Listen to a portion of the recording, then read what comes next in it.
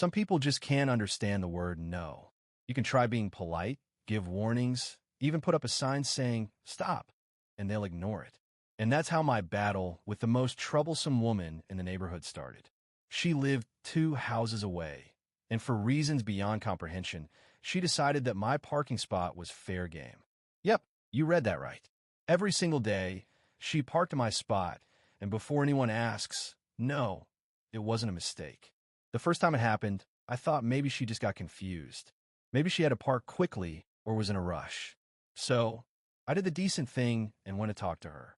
I knocked on her door, and when she opened it, she looked at me like I was a delivery man who got lost. "Hey, I think you parked in my spot by accident." She looked at me blankly, blinked a few times, and then said, "Oh, my spot's too tight, and yours is so much easier to park in. It makes sense to use it, right?" I just stood there, trying to make sense of what she said, but the look on her face made it clear she wasn't going to say anything else. I took a deep breath and said the obvious. "This is my spot. I live here." She flashed a little smile and said, "Oh," before slamming the door in my face. At that moment, I had the urge to kick her car, but I knew that wasn't going to help.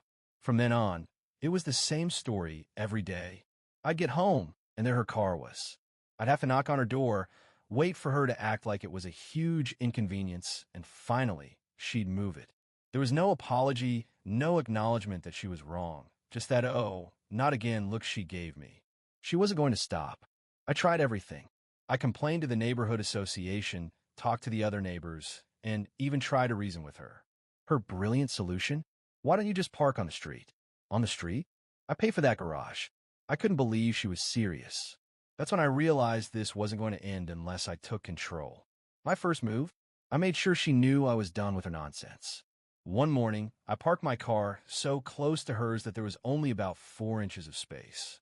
Then I sat back, had my coffee, and waited. When she came to get in her car, she couldn't even open the door. She tried to walk around it, but the space was too tight. After half an hour, she rang my doorbell. "Can you move your car?" I could, but I didn't want to. I just stayed inside, sipping my coffee. I didn't go out until 2 hours later. "Oh, you're still here?" I said with the most exaggerated smile I could muster.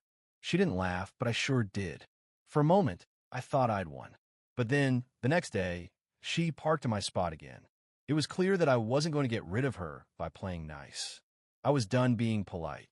This woman needed a lesson, and I already had a plan. Patience is supposed to be a virtue, but I had long run out of it. I knew this was going to take something drastic. So, I made a decision. If she wanted to keep parking there, I was going to make sure she never did it again. I thought about calling the police, but I knew they wouldn't do anything. A tow truck was the better option, but not just any tow truck. I was going to send her car straight to the junkyard.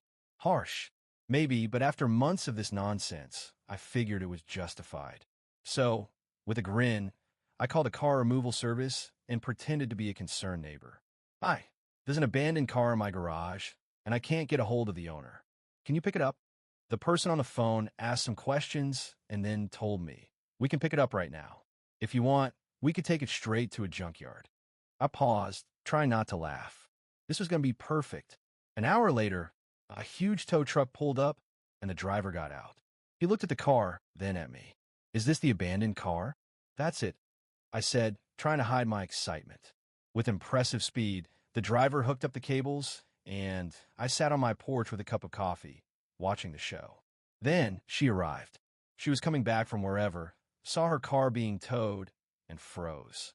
It took her a moment to process what was happening, then she lost it. "What are you doing?" "That's my car." She stormed over, furious, but the tow driver didn't care. "You're in the wrong garage, ma'am. The owner asked for it to be removed." She turned to me, pointing, her voice shaking with anger. "You can't do this." "Yes, I can." "And I did," I said, grinning. That's when she tried to play her last card. "I'll call the police. This is theft." But I was ready. I pulled out my phone and showed her the email I'd sent to the neighborhood association, letting them know someone had been parking in my garage without permission. That made it official. Her car was trespassing. Realizing I was ahead of her, she tried to stop the tow truck, but it was too late. Her car was already headed to the junkyard. For the first time, I saw real fear on her face. She finally understood that she had messed with the wrong person. Did that stop her? Of course not. The next day, she came to my door, furious, shouting like a wild animal. You have to pay me for my car. I took a deep breath, resisting the urge to laugh. Why didn't you park there every day? I thought you wanted to leave it with me. She went quiet for a second before making her last threat. I'm going to sue you. That's when one of the neighbors called out from across the street.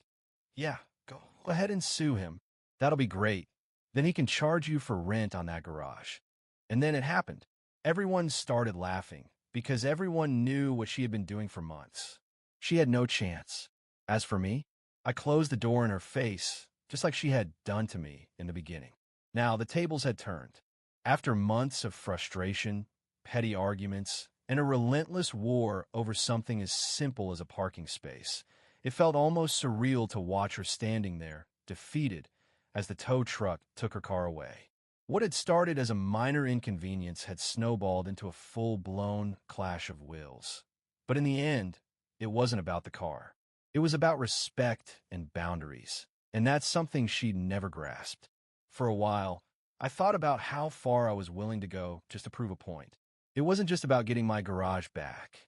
It was about sending a message that, no matter how small, we all have a right to our space, our property, and our peace. She had tried to ignore all the warnings, the complaints, and the simple request to stop, treating me as if I were the one causing the disruption in her life. She had no idea how far I was willing to go to make her understand that this wasn't a game. It was a matter of principle.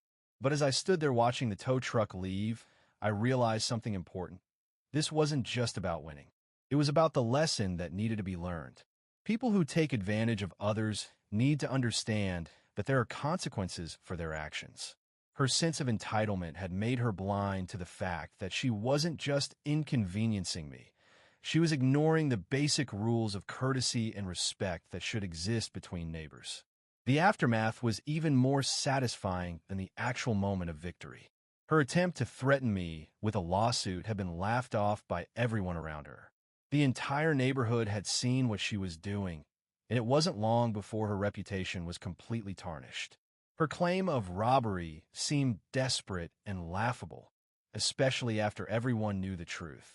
It was as if the universe had conspired to ensure that not only was I vindicated, but that she would be forced to face the consequences of her selfishness in front of everyone who had been silently watching. For a brief moment, I found myself feeling sorry for her. How lonely must it be to live in a world where your actions don't just affect others? They make you the target of mockery and resentment. But then, that moment passed quickly. She had chosen to make this personal.